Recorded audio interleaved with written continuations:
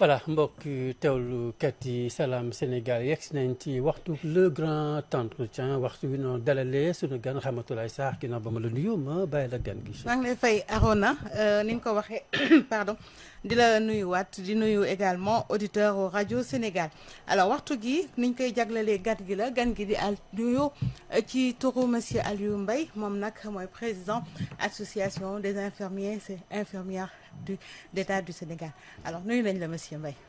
maa ngi leen di nuyu gannaaw bu ñu sant yàlla julli si yonent bi. ñoo ngi leen di nuyu di nuyu auditeurs yëpp. ak téléspectateurs yi. di leen wax ni am nañu plaisir en tout cas pour teewe tey jii. Ismaïla Mbaye Ismaïla autant pour moi donc merci Arona alors tey jii nag ñu war a dugg ci wàllub wér-gu-yaram la ñuy waxtaanee waaye wér-gu-yaram ku koy wax yaakaar naa ni personnel gi fi nekk d'abord ñoom ngay njëkk a taxaw xool ana personnel boobu yan condition la ñuy liggéey fi mu nekk nii ci kenn ku ci nekk rek yow mi nekk nga xamante ni yaay njiitu association boobu est-ce que mën nañ nga wax tuuti yi nga xamante ni moom ngeen nekk ci condition yi avant ñuy gën a xuusandi bu baax. alhamdulilah ba nga ko waxee ñi nga xamante ne dañoo bokk ñu ŋànk système de santé bi ñooñu bu ñu leen taxawul dañu am yaakaar ni système boobu du mën a dem di waxaat alhamdulilah ba nga xamante ne thème bi nga xamante ne développé nañ ko année bi mooy suñuy infirmière suñu ëllëg ñu ne ñooñu il faut que ñu taxawul leen pour ñu am pouvoir parce que ñooñu dañoo am pouvoir économique fort donc imaginez ñooñu bu ñu leen taxawul donc c'est dire que ni lépp lu ñu nar a investir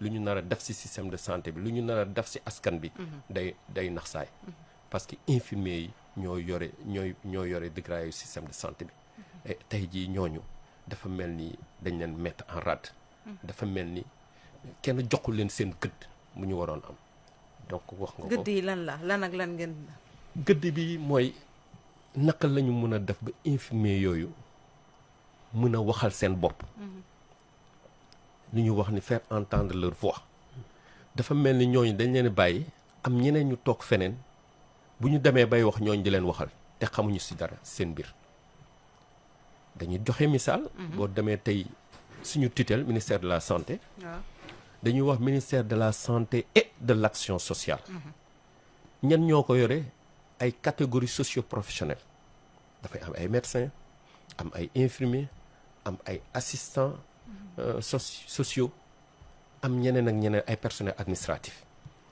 mais boo xoolee ci kuréel googu yëpp ku ci nekk am nga sa place ci ministère de la santé bi. ok direction yi médecin yaa ngi fa boo demee administration administratif yaa ngi fa nga dem ci économie bi finance ñi ngi fa.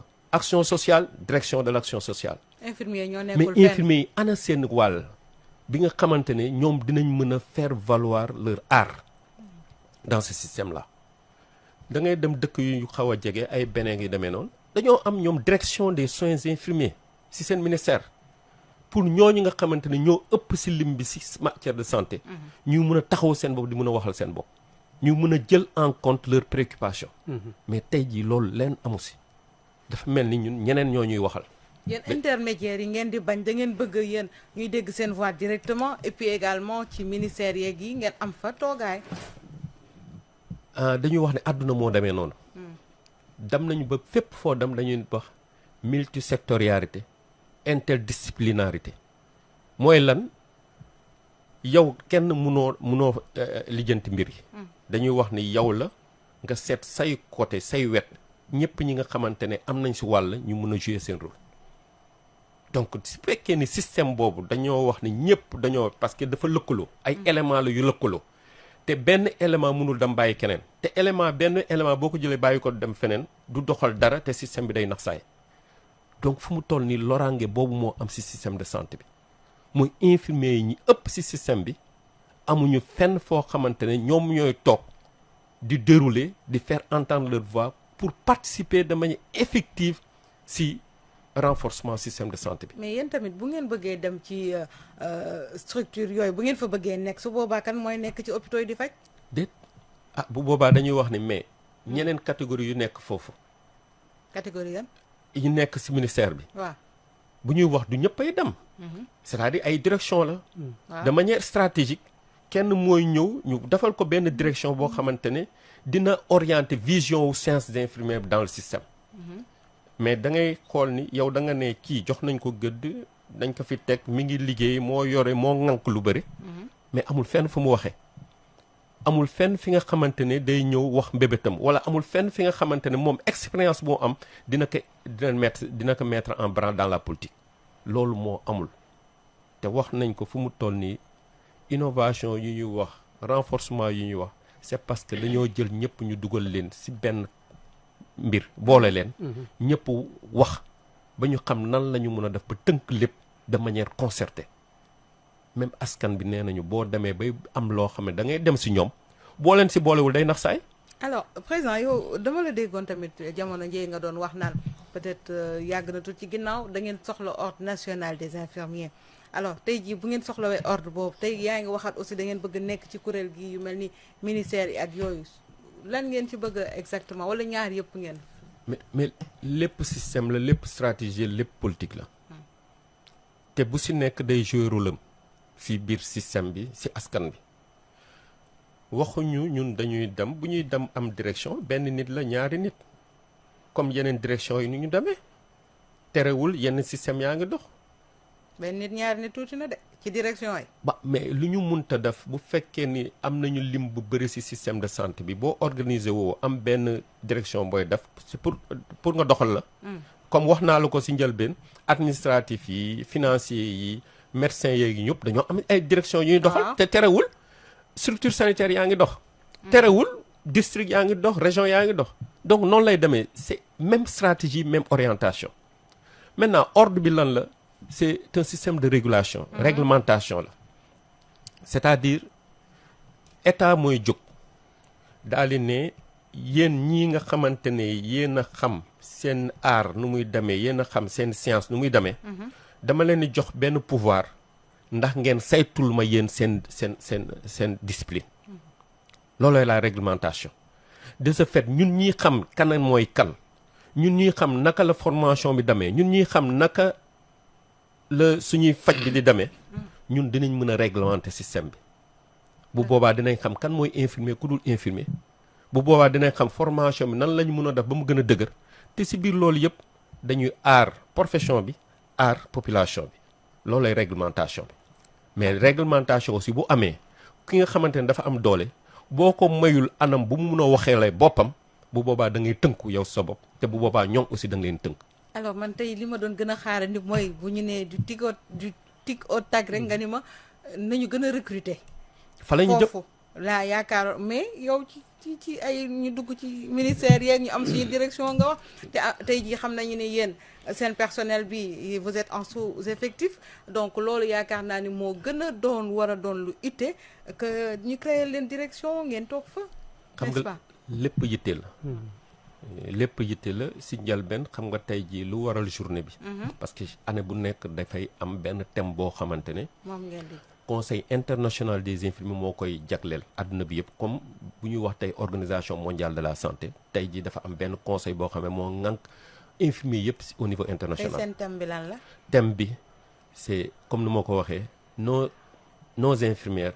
notre futur prendre soin des infirmiers pour une économie forte. ok donc bu ñu waxee loolu dañuy dugg ci thème boobu. thème boobu day jël loolu lépp en compte. mooy lan day ñëw wax la problème pénurie. pénurie bi mooy lan ni lim bi tuuti na. te structure sanitaire yi dañuy yokk ñu ngi ubbi. Tivaouane day waaj a démarrer. Cheikh Ahmadou Khadim démarrer na Kaffrine démarrer na mais est-ce que ba ñuy démarrer ba ñu waaj a démarrer jël nañu en compte la production.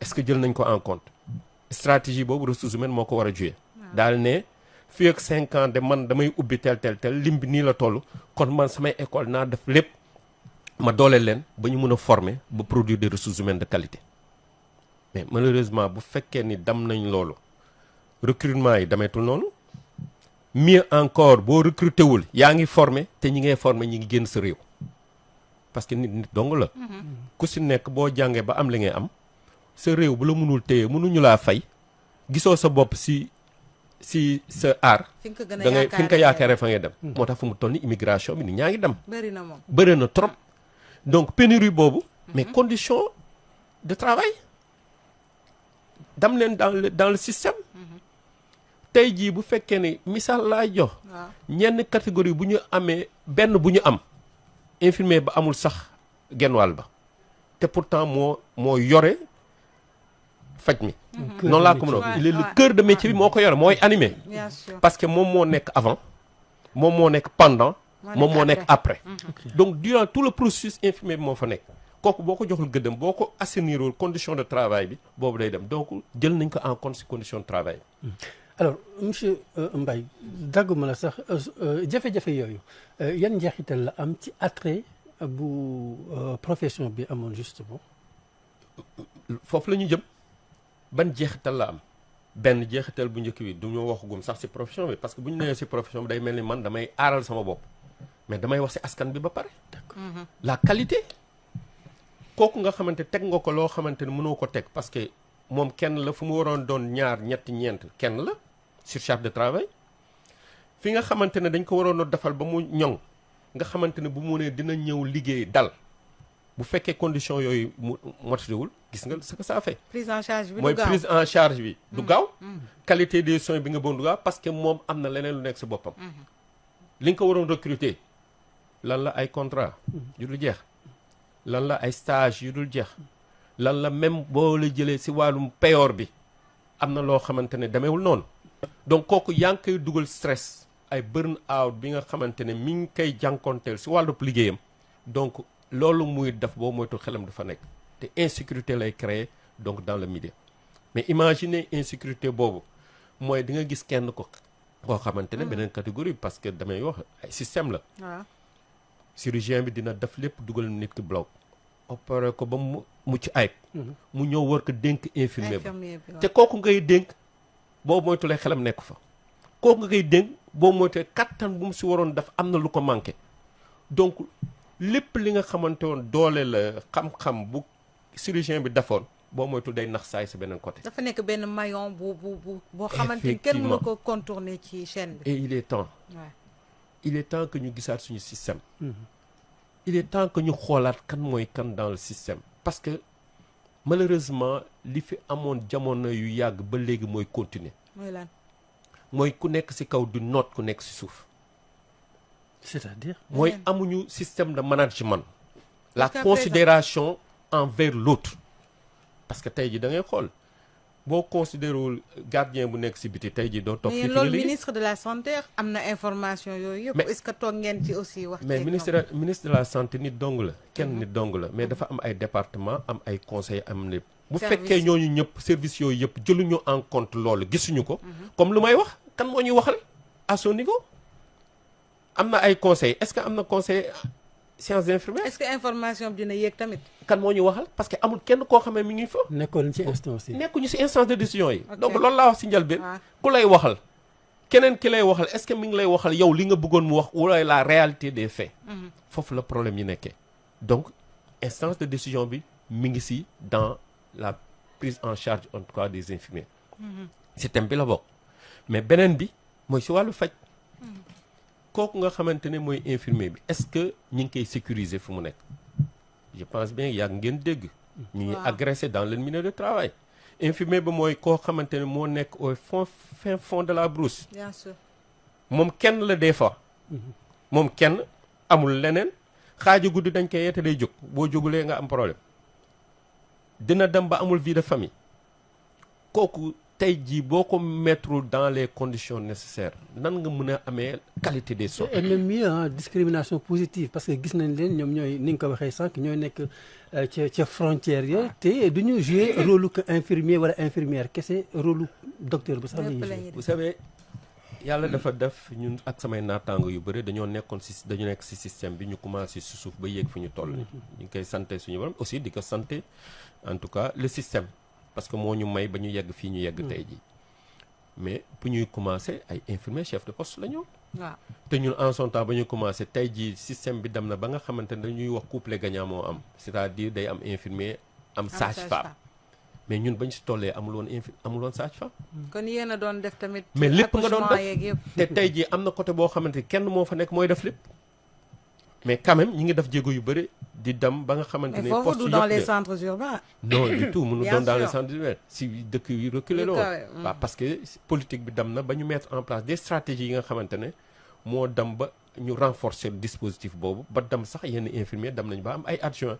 ay assistants yi fay nekk nga xamante ne liggéey bi dina mën a ñëw. mais boo demee ci yeneen côté surcharge de travail baa ngi fa pénurie baa ngi fa stress baa ngi fa insécurité baa ngi fa. donc il faudrait que ñu ñëw prendre soin de ces infirmiers là en matière de sécurité pour ñu mën a doxal liggéey bi convenablement. mais est-ce que looloo indi également yenn infirmiers bu ñu leen di bëgg affecté dans les régions des localités lointaines duñ ci sawar tamit ndax conditions yi la wala.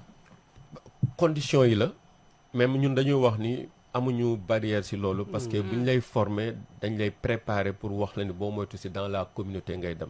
et d'ailleurs ci biir formation bi da ngay am stage yoo xam ne da nga koy def. waaw da ngay confronter ci dans des milieux comme tel. bien sûr n'est-ce pas donc de ce fait boo génnee yow di nga pare pour dem fa. mais lu ci ëpp da ngay tiit. da ngay ragal parce que da ngay ne bu ma demee mbaa duñ ma fa fàtte. man dama génn. maa ngi jeune couple la. yóbbu nañ ma ci àll bi ménage yu bëre tas na ci loolu. ak yeneen am na ci. parce que fu mu toll nii amuñu beneen système comme jàngalkat yu ñu am. nga xamante ne ñoom dañoo am ay critères bien définis. yow doo fa mus a yàgg parce que bu ñuy xool ku gën a yàgg wala ku gën a reculer moom la ñuy gën a favoriser que keneen. amoo leen système boobu. système boobu amagul. ok ba léegi ñu ngi siy liggéey. je pense au ministère de la santé am na ay jamono amoon naa si yey nee nañu dañuy jéem a def noonu pour comme jàngalkat ni ñu def. mais des na ba léegi. parce que di nga gis koo xamante ne da ngay yaakaar ne dañ ko fàtt si àll bi. alors que beneen oto bi mooy lan boo ko fa jëlee tey jii liggéey ba narul dox parce que keneen koo fay yóbbu tamit da ngay doon problème. donc de ce fait ils ont les mains liées par rapport à ça. mais l'un dans l'autre lu ñuy wax daal en tout cas mooy tey jii bébét bi bëri na en tout cas si infirmiers yi. surtout aussi balaa ñu koy fàtte en matière de formation. formation bëggoon naa ci ñëw parce que gis nañu école yu bëri tey jii ñi ngi formé di dem et puis doo xam réellement su fekkee ay écoles yoo xamante ne sax état reconnaître na ko benn mais enseignement bi ñu fay joxe est-ce que ñi fay génnee dinañu mën a nekk ils sont capables de prendre en charge aussi des malades loolu yëpp ay danger la. alhamdulilah xam nga yow yaa ngi wax sax ñooñu. dem nañu ba ñu ñuy génn ñoo ngi yaakaar. waaw parce que tey jii dañuy am examen de certification bu ñuy organiser. ok. mais imagine yow yaa ngi commencé xalaat ñooñu bu ñu génne est-ce que. am ñu jóg daal ne jaratul ñuy def examen bi. ah bon. am école yu jóg et je le dis il faut le dire. ay université yu commencé daal ne ñun suñu ñii ñuy jàngal dañ leen bàyyi ñu génn duñu def examen parce que bu ñu valider seeni module. ñu defal leen en interne li ñu leen defal dinañ génn liggéey te ñoo infirmier yu am diplôme yi ñooy nuroo. man dama yaakaar ni tey jii bu ñu toogee dans un système bi nga xamante ñun ñëpp a bokk toog. ngelawaay bu ñu siyee branche bu ñu toog. bu boobaa ñun ñëpp ay nërmeelu. te ñii nga xamante ne ñooy def loolu nañuy yaakaar ëllëg bés bu ñu demee ba génn système bi xëy na xalaat nañ ko xalaat bu rafet. xëy na togg nañ ko togg bu rafet ba yaakaar ne xëy na formation bu ñu def mucc na ayib mais dañ fiy jógee dañuy dem retraite. mais foofu comprendre ma la bu baax da nga ne ñoom bëgguñu par exemple ñi génnee def examen bi. expliquer ko bu baax. ma expliquer ko ba ma ko defee. dama génne benn lettre laa ko mën a tuddee. waaw ma tuddee ko problématique de la formation des infirmiers au Sénégal. ma daal si wax loolu. mais dañ ma def citation directe. ah bon université wala école de formation. école yi. ok parce que li ma wax c'est clair. nee naa tollooguñu fi nga xamante ne. man mën naa former. ba pare ne kii baax na. parce que recul boobu dañuy waxante dëgg. bien sûr amuñu ko. entité indépendante moo ko war a def. entité indépendante moo ko war a jël. wala kuréel. yow na nga toog yow toog ñëpp toog ñu décider. ne nan la ñuy def ba saytu ñii di génn bi nga xamante ne dañuy dem faji ma wax ko ma ne ko bu ñu moytulee ñii nar a génn duñu xam kan la te dinañ dugg ci askan bi te dinañ participer rey askan bi. ñu dégg ma ñu ne ma bon man damaa taxé étudiants yi ay criminels yu demee na parce que bu ñu wax dans le système législatif pénal dafa am pénal criminel lan nañ ko tuddee. waaw mais bu ma waxee criminel waxuma ko pour taxer qui Bien que ce sûr. soit mais damay wax conséquence bi nga xamante ne fa la ñu jëm mais ñu yóbbu ma tribunal citation directe. citation directe j'ai valsé parce que Touba laa doon jóge di ñëw Dakar di delluwaat di ñëw ku la def Dakar citation directe bon boobu. ay école la ñu ngi fi heureusement man damay wax tey jii dañ koy sant suñu borom boo moytulee bu fekkoon ni jamono ji ginnaaw la ñu tolloon xëy na man dugg naa mais comme système bi changé na ku si nekk xam na waaw 2023 la ñu ñëw ba 2024 ba 2025 lañ ko jeexal nit ñi xam nañ fu ma doon waxee fort heureusement on a eu en tout cas des avocats heureusement. ak tribunal xool nañu bu baax ne lii dara amu si mais c'était l'occasion nga baal ma c'était l'occasion question bi ngeen gën ko posé waat est-ce que ça a été fait. pourtant poussé nañ ko Ok. wax nañu on m'a taxé de n'importe quoi booleeg maa étudiants yi ne man damaa kii dama wax ni étudiants yi dama leen bëgg a freiner dama bañ nit ñi liggéey dama bañ et cetera di wax ni ñoom en tout cas xëy na niñ leen jàngal dama leen bëgg a en tout cas wili pande mais li nga wax tamit c'est la réalité. mais c'est la réalité parce que mënoo génn léegi ci école automatiquement nga dem ci hôpitaux yi bëgg exercer alors que am na benn expérience. mais Rama ma wax la ironie du sort mooy lan ñoom ñëpp ñi nga xamante ne dañu dérouler formation bi aujourd'hui dañoo tënk ci benn programme bu ñuy wax programme harmonisé de l'OAS c'est-à-dire organisation ouest africaine de la santé ñoo tënk programme boobu pour les pays de la sous-région et ci biir programme boobu dañ see wax lu leer ne 6e semestre bu jeexee dañu organiser examen national c'est ça. certification nationale pour ñu génn mais ñun suñu dëkk amul ordre amul koy saytu yeneen dëkk yi boo demee Canada par exemple yow balaa ngay liggéey ordre bi moo lay jox cutis nee la yow mi yaakaar nañu mën nga pour nga dem fii c'est pas le cas. Sénégal fii benn am mooy ministère de la santé mooy organiser examen de certification waaw. naam am nañu relèvement de niveau ba ñu dem enseignement supérieur parce que y a le système licence master et doctorat doctorat. d'accord nañ ko mais quand même li fi nekkoon ñu tënk ko bu ñu ko yàq mooy examen de certification mi ngi am muy segg di évaluer à sa juste valeur les compétences Ah oui. pour wone ban yaakaar la ñu am si kii di génn mais ñenn ñi ñëw daal ne loolu bëggatuñ ko mooy lan nañ leen bàyyi ñu former après ñooñu génn te ñooñu di génn parce que ñoom ñi ngi si enseignement supérieur donc ñooñu di génn c'est la même chose que les autres ñooñu en fait ñoom li leen yitteel mooy xaalis bi ñuy Ah. jël rek c'est ça.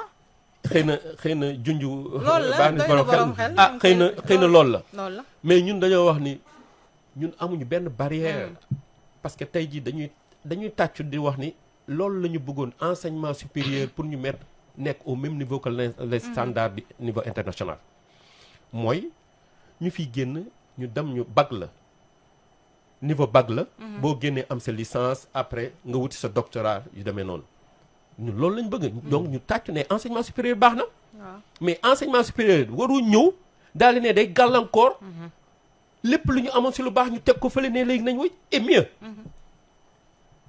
kan mooy évaluer au niveau de l'enseignement supérieur amaguñu le corps des enseignants infirmiers requis pour accompagner ces filières là ok.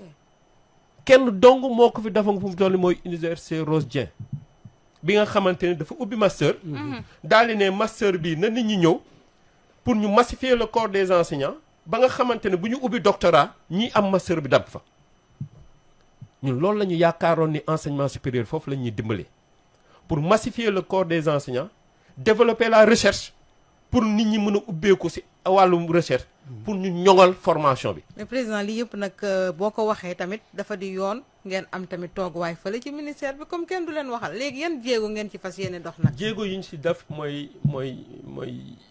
en tout cas envoyé nañu di plaider.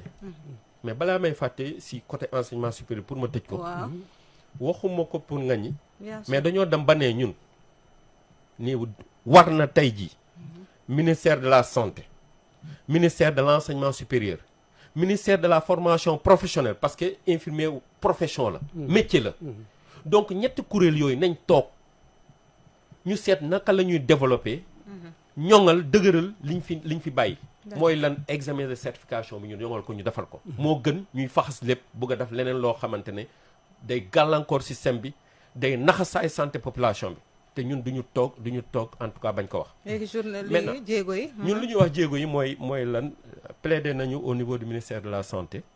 pour dem rencontrer nañu ministre bi wax ko lu si nekk daal di koy wax suñuy mbébét. mais leen saay booy wax dañuy foog ni yow sa bopp ngay defar.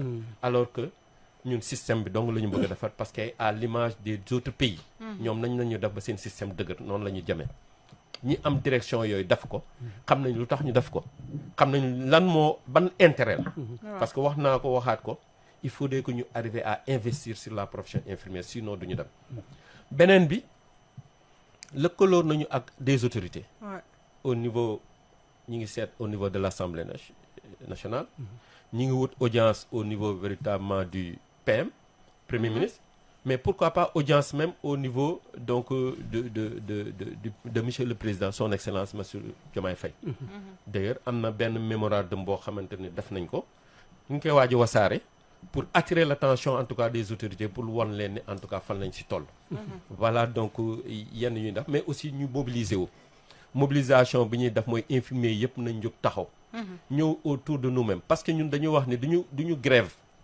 amuñu sañ-sañ boobu. mais creuser de réflexion la. D'accord. Permettant en tout cas aux syndicats d'avoir des éléments nécessaires pour défendre en tout cas notre coopération. Justement, on va y aller en français. Il est 7h30. Juste un résumé. Ismaël Mbaye, vous êtes le président de l'Association des infirmiers et infirmières du Sénégal. Aujourd'hui, vous célébrez votre journée justement. Qu'est-ce qu'on peut retenir par rapport à vos requêtes? Merci bien. Donc, c'est une opportunité en tout cas pour nous de venir échanger et de faire entendre notre voix. À l'instar donc du thème de la journée, qui est développé par le Conseil international des infirmiers, qui fait part véritablement de ce thème-là. Nos infirmières, notre futur, prendre soin véritablement des infirmiers pour une économie forte. C'est-à-dire que si nous n'arrivons pas à investir sur les infirmiers, nous n'aurons pas véritablement un renforcement de l'économie. Parce que l'investissement, il a été démontré, peut-être nous allons partager en tout cas les documents du Conseil international des infirmiers pour dire que si on arrive à investir sur les infirmiers, non seulement nous allons pousser l'espérance de vie à la naissance, mais aussi nous allons renforcer l'économie. Pourquoi? Parce que en prenant en charge la santé des populations, vous contribuez au développement de l'économie.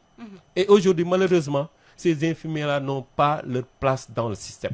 Vous voulez avoir une place au niveau des instances de décision? Mais effectivement, on ne peut pas être dans un système, se considérer comme étant le pivot de ce système-là, c'est-à-dire nous occupons le nombre le plus important dans ce système-là, et que notre voix ne puisse pas être entendue, et qu'on n'a pas de place dans les instances de prise de décision. Dans les autres pays, qu'est-ce qui se passe? Donc, ils ont pu, au niveau de le système de santé, mettre en place une direction des soins infirmiers et obstétricaux, permettant véritablement de faire part des stratégies, des idées et des interventions des professionnels infirmiers et obstétricaux. Alors que nous sommes dans un système, pourquoi pas Alors, parlant de formation, tout à l'heure, vous avez dénoncé une absence d'examen de certification. Oui, il est important d'attirer l'attention des pouvoirs publics. En l'occurrence, Monsieur le Premier ministre, en l'occurrence, Son Excellence, le président Bassirou Diomaye Faye, que nous avons en son temps consolidé notre système jusqu'à organiser des examens de certification pour donner quitus à l'exercice professionnel. Et aujourd'hui, par le biais de recadrement, par le biais de l'enseignement supérieur, de relèvement du niveau, certains se lèvent pour dire qu'il n'y a plus besoin d'organiser un examen de certification. C'est former les gens, après validation de leur module, en troisième année, les laisser sortir et aller exercer. Et nous attirons l'attention sur l'insuffisance à l'évaluation. Et malheureusement, le programme, en tout cas, de référence, parce que les universités, les écoles de formation privées, les centres régionaux de formation en santé, dirigés par le ministère de la Santé, sont tous orientés sur le même programme. C'est le programme de l'OAS, le programme de l'Organisation Ouest-Africaine de la Santé, qui dit, au niveau du système d'évaluation, qu'après le 6e semestre, il est organisé un examen unique et national. Donc, on risquerait d'avoir une diversité dans les diplômes.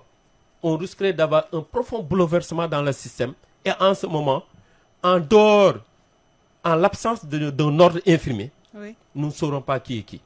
Et les compétences, en tout cas, vont être différentes. Les diplômes vont être différents. et on ne saura pas qui est qui, et pourtant on risquerait de nous catégoriser au même titre pour les infirmiers.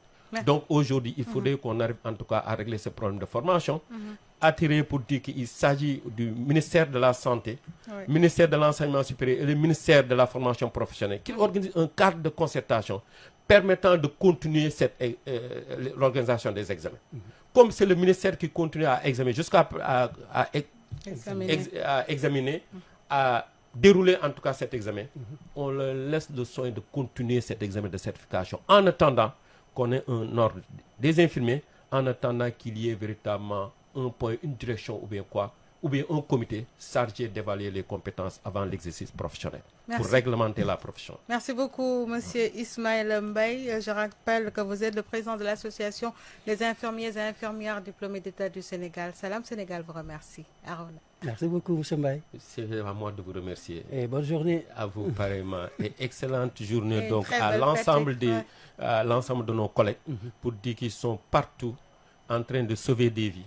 Par rapport à leur engagement, nous lançons un plaidoyer, un appel pour leur dire donc la santé c'est nous-mêmes, c'est nos familles.